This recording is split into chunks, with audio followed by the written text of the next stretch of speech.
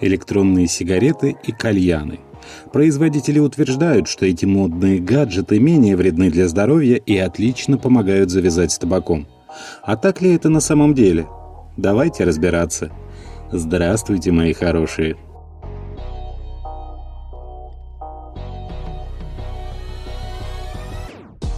Электронные сигареты изобрели в Китае в 2003 году. Сейчас особенно много пользователей вейпов в богатых странах. Это, например, Великобритания и США. Страны, в которых вейпы запрещены на законодательном уровне: Бразилия, Австралия, Новая Зеландия, Бельгия, Норвегия, Сингапур, Аргентина, Канада, Сейшельские острова, Уругвай. В России электронные сигареты стали популярны после введения в 2013 году антитабачного закона, когда стало запрещено курить в общественных местах. В отличие от обычных сигарет, где практически в открытом огне сгорает табак, в данных устройствах нагревается жидкость, а курильщик вдыхает не дым, а пар, по-английски vapor. Отсюда другое название системы – вейп. Сам процесс курения часто называют вейпингом. Модификаций электронных сигарет множество. Упрощенно, все они состоят из батарейного блока нагревателя и атомайзера, испарителя. Однако жидкость в испарителе, его еще называют картриджем, тип самого испарителя, а также конструкции батарейного блока могут существенно отличаться. По версии компаний-производителей, при нагревании табака, которое происходит в электронных сигаретах, выделяется меньше вредных веществ, чем при сгорании, как в обычной сигарете. Они используют электрический подогрев до 350 градусов, что в 2 раза ниже температуры горения табака в сигарете. Соответственно, образуется аэрозоль, где содержится высокоактивный никотин. Его и вдыхает курильщик. Правы ли производители или данные заявления всего лишь успешный коммерческий ход? Медицинских работ, посвященных этому вопросу, во всем мире уже накопилось огромное количество. Они позволяют смело сделать выводы о том, что негативное влияние на организм электронных сигарет сравнимо с обычным курением. Но обо всем по порядку. Если говорить об обычных сигаретах, главная причина опасности от их употребления – это сгорание табачного дыма, при котором выделяется около 250 вредных веществ. Микроскопические частицы табачного дыма, попадая в организм, провоцируют развитие целого ряда заболеваний – от остеопороза, анемии, бесплодия и импотенции до токсического гепатита и онкологии. Каждая затяжка разрушительно действует на ДНК и приводит к появлению раковых мутаций.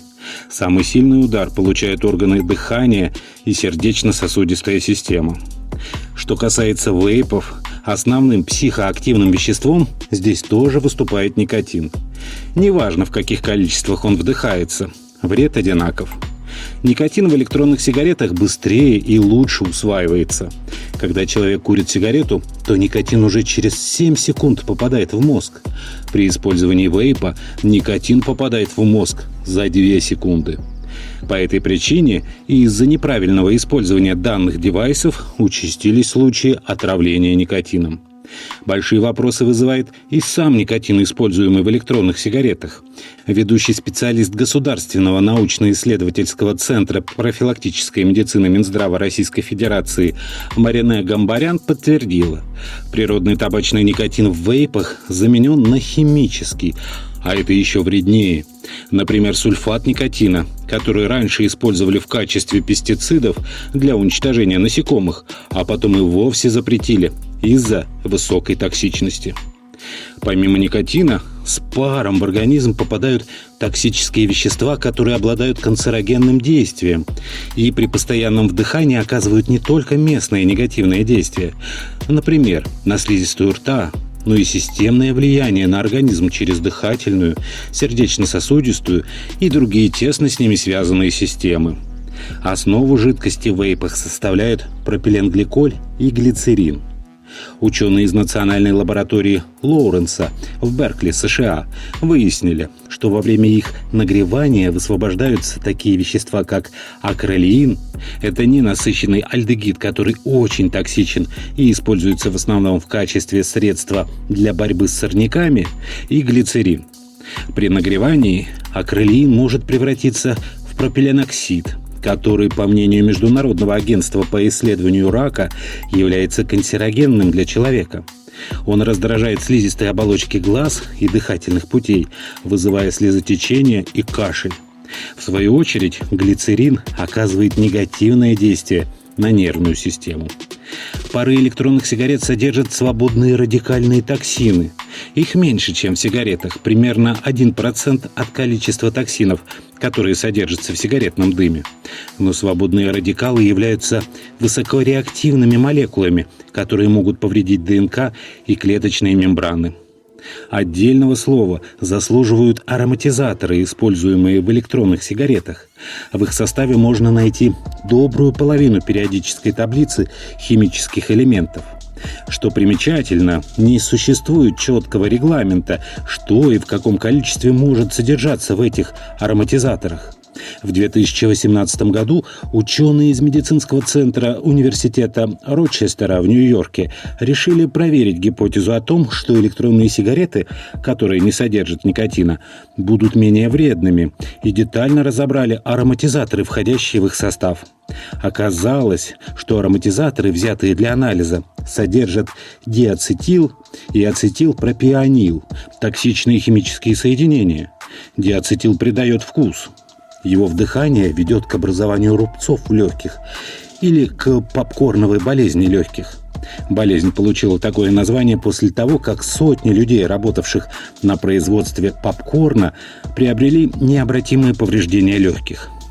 Люди, находящиеся рядом с активными вейперами, также подвергаются воздействию частиц вредных курительных смесей. Особенно это касается детей. По словам профессора кафедры исследований табака в школе Бостонского университета здравоохранения Майкла Сигела, дети, постоянно вдыхающие пар от вейпов, страдают от воздействия никотина, как если бы рядом курили обычные сигареты. А теперь давайте вернемся к вопросу, с которого мы начали сегодняшний выпуск. Электронные сигареты часто используют как способ отказаться от обычных сигарет. И совершенно напрасно. Во-первых, вейпы сами вызывают никотиновую зависимость, хоть и не в таких объемах, как табачные изделия. Во-вторых, люди, у которых не получается завязать с табаком, становятся курильщиками в квадрате. Они не только не избавляются от тяги к обычным сигаретам, но и привязываются к электронным. Исследование, опубликованное в журнале JAMA Internal Medicine в 2014 году, показало, что заметного отказа от сигарет в результате перехода на электронные аналоги нет. Даже год спустя, после перехода на вейпы, курильщики по привычке тянутся к обычным сигаретам с табаком. Вейпы нельзя считать безвредными, и врачи не должны их рекомендовать как средство отказа от курения. Более того, вейпы способствуют приобщению подростков к курению. Молодежь – целевая аудитория производителей. К электронным сигаретам прилагаются различные вкусовые добавки, чтобы молодые люди пробовали, экспериментировали. Таким образом, потребителей делают зависимыми, потому что никотин – это психоактивное вещество. Производство электронных сигарет не регулируется, хотя бы так, как табачные или алкогольные. И поэтому внутри картриджей могут быть самые разные вещества, включая спайсы в курительной форме. Даже если на упаковке написано, что это устройство с низким содержанием никотина, никто это проверить толком не может. Именно по причине отсутствия контроля за производителями вейпов данные устройства несут и прямую, ежесекундную угрозу здоровью и жизни человека. По всему миру, причем неоднократно, были зафиксированы случаи, когда электронные сигареты взрывались во рту курящего, нанося тем самым непоправимый вред. Теперь о кальянах. Их поклонники уверены, что это занятие не причиняет здоровью вреда.